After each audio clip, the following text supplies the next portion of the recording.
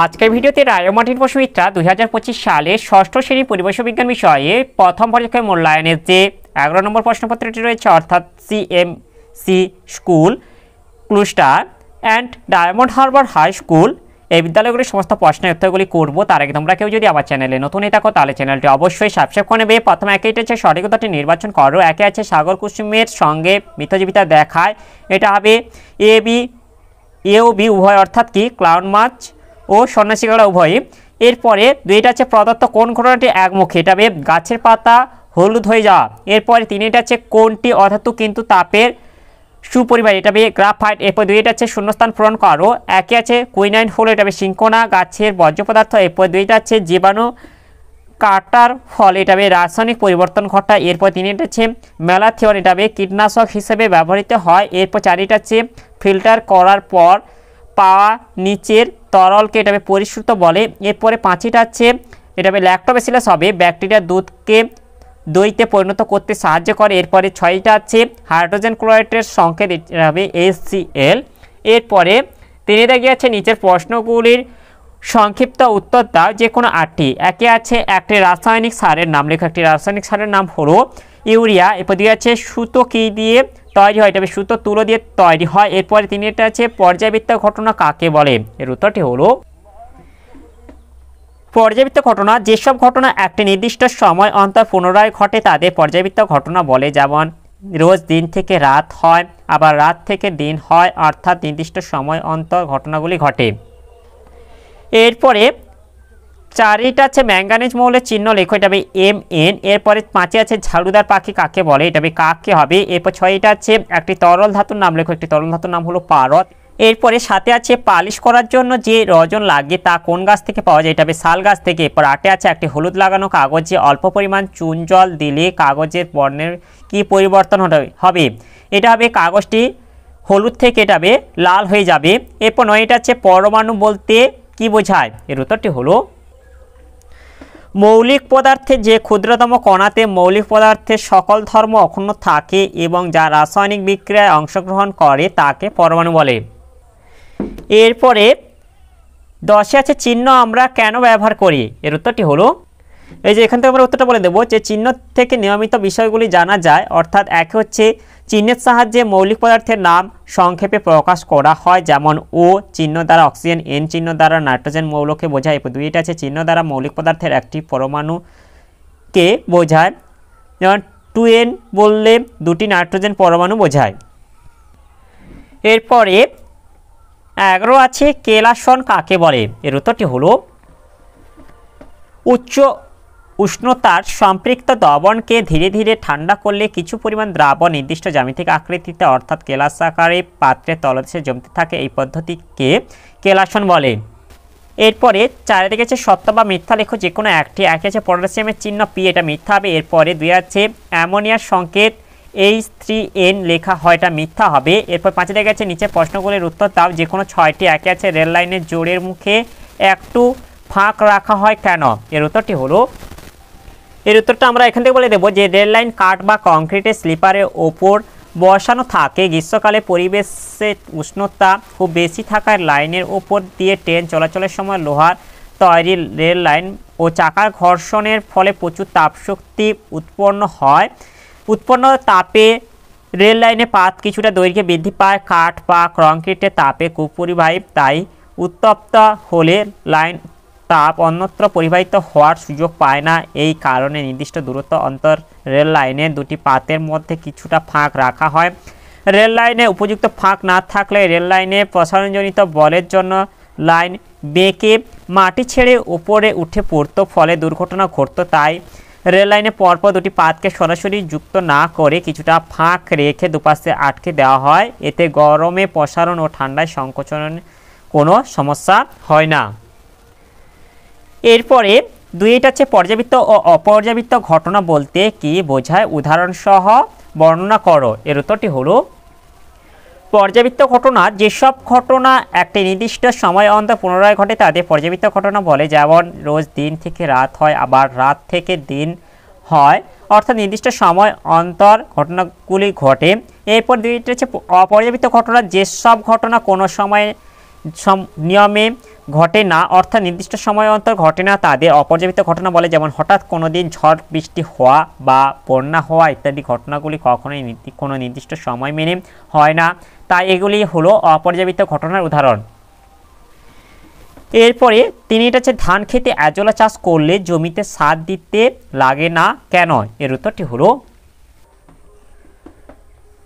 ধান খেতে এজলা চাষ করলে আর সার দিতে লাগে না, কারণ এজলা নামক জলজ ফার্নের পাতা গহ্বরে এক ধরনের ব্যাকটেরিয়া মিথজীবী রূপে বসবাস করে। এই ব্যাকটেরিয়া বাতাসে মুক্ত নাইট্রোজেনকে আবদ্ধ করে ধান খেতে নাইট্রোজেনের পরিমাণ বৃদ্ধি করে। এর ফলে জমি প্রাকৃতিকভাবে উর্বর হয়ে ওঠে এবং জমিতে সার দেওয়ার প্রয়োজন হয় না। তাই বর্তমানে চাষিরা ধান জমিতে জৈব সার বাড়ানোর জন্য এজলা পানার চাষ করেন। এরপরে চারিটা হচ্ছে মিথজীবিতা বলতে কি বোঝো, উদাহরণ সহ বুঝিয়ে দাও। এর উত্তরটি হলো মিথজীবিতা প্রকৃতিতে দুটি বা তার বেশি ভিন্ন প্রজাতিভুক্ত জীব একে অপরের সাহায্যে বসবাস করলে এবং পরস্পর বিনিময়ের মাধ্যমে পুষ্টি পদার্থ সংগ্রহ করলে সেই ঘটনাকে মিথজীবিতা বা সিম্বায়োসিস বলে। উদাহরণ এজোলা ও অ্যানামিনার মিথজীবী সম্পর্ক। অ্যানামিনা ব্যাকটেরিয়া এজোলা পাতায় বাস করে, পরিবর্তে অ্যানামিনা বাতাসে নাইট্রোজেনকে আবদ্ধ করে এজোলাকে দেয়, এতে এজোলার উপকার হয়। এরপরে পাঁচটা হচ্ছে যক্ষা রোগের জীবাণু মানুষের দেহের কোন কোন অংশে বাসা বাঁধে? এটা বে যক্ষা রোগের জীবাণু মানুষের দেহের ফুসফুস, হাড় ও নানা অঙ্গে বাসা বাঁধে। এরপর আছে মানুষের যক্ষা হলে শরীরে কি কি লক্ষণ দেখা যায়? এর উত্তরটি হলো এই যে ফুসফুসে যক্ষা হয়েছে বোঝার জন্য লক্ষণগুলি হলো এগুলি বলে দিলে হবে যে এক হচ্ছে প্রথম বিকালে জ্বর হয়, 2 রাতে প্রচুর ঘাম হয় এবং শ্বাসকষ্ট দেখা দেয়, 3 সকালে ঘুম থেকে ওঠার পর টানা কফ উঠতে থাকে, 4 খাবারে অরুচি, বুকে ব্যথা হয়, 5 অসুখ বাড়লে কাশির সঙ্গে কাঁচা রক্ত ওঠে, 6 ক্রমশ দেহের ওজন কমতে থাকে। এরপরে 6 আছে হাইড্রোজেন গ্যাসের দুটি ধর্ম লেখো। এর উত্তরটি হলো এই যে এখান থেকে আমরা উত্তরটা বলে দেব। এক হচ্ছে হাইড্রোজেন বর্ণহীন গন্ধহীন গ্যাস যা বাতাসের থেকে হালকা। এরপর 2 আছে অক্সিজেনের উপস্থিতিতে আগুন দিলে হাইড্রোজেন গ্যাস নিজেই জ্বলে। এরপরে 7 আছে কার্বন ও অক্সিজেন দ্বারা কার্বন ডাইঅক্সাইড গঠিত হয়, কিন্তু কার্বন ডাইঅক্সাইডের মধ্যে তার উপাদান মৌলগুলির ধর্ম বর্তমান থাকে না, ব্যাখ্যা করো। এর উত্তরটি হলো এই যে আমরা এখান থেকে উত্তরটা বলে দেব যে কার্বন ডাইঅক্সাইডের সঙ্গে যৌগিক পদার্থের নিম্নলিখিত সাদৃশ্য থাকার কারণে কার্বন ডাইঅক্সাইডকে যৌগিক পদার্থ বলা হয়। এক হচ্ছে কার্বন ডাইঅক্সাইডকে বিহিত করলে ভিন্ন ধর্মবিশিষ্ট দুটি মৌলিক পদার্থ যেটা হচ্ছে কার্বন ও অক্সিজেন পাওয়া যায়। কার্বন ডাইঅক্সাইডের উপাদান মৌলগুলিকে সহজে যান্ত্রিক উপায়ে আলাদা করা যায় না। কার্বন ডাইঅক্সাইডকে পৃথিবীর যে কোনো স্থান থেকে সংগ্রহ করা হোক না কেন, CO2-তে কার্বন এবং অক্সিজেনের ওজন অনুপাত সর্বদা নির্দিষ্ট থাকে। যৌগিক পদার্থের ধর্ম যেমন তার উপাদানের ধর্ম থেকে আলাদা হয়, ঠিক তেমনি কার্বন ডাইঅক্সাইডের ধর্ম কার্বন ও অক্সিজেনের ধর্ম থেকে আলাদা হয়। এরপর এটা হচ্ছে কার্বন ও অক্সিজেনকে মেশালে কার্বন ডাইঅক্সাইড উৎপন্ন হয় না। অক্সিজেনের উপস্থিতিতে কার্বনকে দহন করলে কার্বন ডাইঅক্সাইড উৎপন্ন হয়। এই সকল কারণে কার্বন ডাইঅক্সাইডকে যৌগিক পদার্থ বলা হয়। এরপরে 8 হচ্ছে কাদা জল থেকে তার উপাদানগুলিকে পরিশ্রবণ পদ্ধতিতে কিভাবে পৃথক করবে তা সংক্ষেপে লেখো। এর উত্তরটি হলো এটা হচ্ছে আমরা পরিশ্রবণ পদ্ধতিতে পৃথক করব, অর্থাৎ হচ্ছে আমাদের প্রয়োজনীয় উপকরণ লাগবে। একটি হচ্ছে কনিক্যাল ফ্লাস্ক, একটি ফ্যানেল, একটি হচ্ছে ফিল্টার কাগজ এবং কাচদণ্ড, বিকার, জল এবং তরল ও তরলীয় অদ্রাব্য কঠিনের মিশ্রণ, অর্থাৎ হচ্ছে এখানে হচ্ছে কাদা গোলা জল, এই যে কাদা গোলা জলটা এটা লাগবে। এরপর আমরা পদ্ধতিটা জেনে নেব। বৃত্তাকার একটি ফিল্টার কাগজকে পরপর 2 বার ভাঁজ করে ফিল্টার কাগজটি 4টি সমান ভাগে ভাগ করা হয়। এবার কাগজটির চারপাশে 3 ভাগ একদিকে এবং 1 ভাগ অন্যদিকে নিয়ে কাগজটিকে একটি শঙ্কুর আকার দেওয়া হলো যাতে সেটি সহজে ফানেলের সঙ্গে এঁটে দেওয়া যায়। এই যে তোমাদের উপরে চিত্রে দেওয়া আছে, তোমরা একটু দেখে নাও। এটা সামান্য জল দিয়ে ভিজিয়ে ফিল্টার কাগজটিকে সহজেই ফানেলের গায়ে আটকে দেওয়া হলো।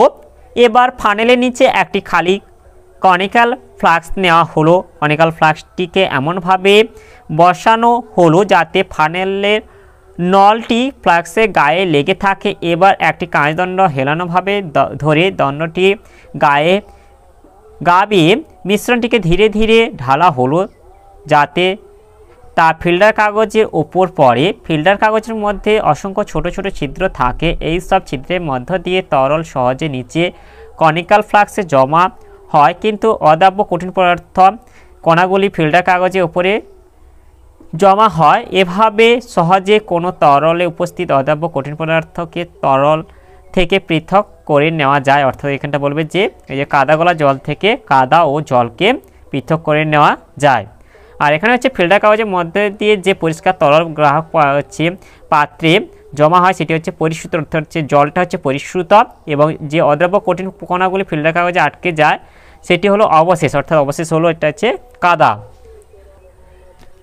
তাহলে আজকের ভিডিওতে আমরা ষষ্ঠ শ্রেণী পরিবেশ বিজ্ঞান বিষয়ের যে 11 নম্বর প্রশ্নপত্রটি ছিল তা সম্পূর্ণ করলাম। এবং তোমরা কেউ যদি আমার চ্যানেলটা এখনও সাবস্ক্রাইব করে রাখোনি তাহলে চ্যানেলটা অবশ্যই সাবস্ক্রাইব করে দেবে এবং ভিডিওটি ভালো লাগলে ভিডিওটিকে অবশ্যই লাইক, কমেন্ট ও শেয়ার করে দেবে।